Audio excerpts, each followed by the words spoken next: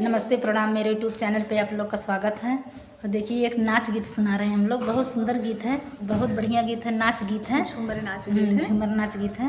आप लोग सुनिएगा, सुन के कमेंट करके ज़रूर बताइएगा। नहीं बेटा शांत रहो, बेटू नहीं।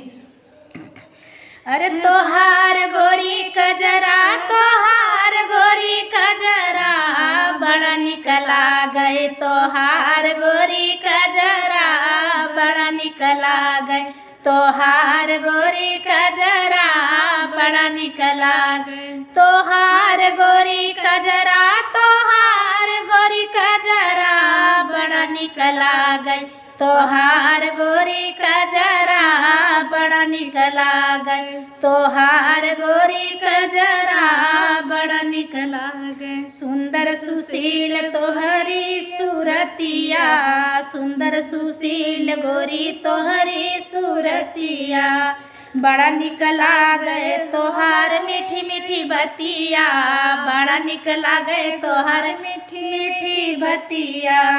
अरे केस लहराए जैसे सावन के बदरवा, केस लहराए जैसे सावन के बदरवा, बड़ा निकला गए तोहार गोरी कजरा, बड़ा निकला गए तोहार गोरी कजरा, बड़ा निकला गए तोहार गोरी कजरा, तोहार गोरी कजरा, बड़ा निकला गए तोहार गोरी कजरा, बड़ा निकला गई तोहार गोरी कजरा, बड़ा निकला गए। अब तो तोहार गोरी चढ़ल जवानिया, अब तो तोहार गोरी चढ़ल जवानिया, जालुआ केल भरे कुआना पे पानिया, जालुआ केल भरे कुआना पे पानिया।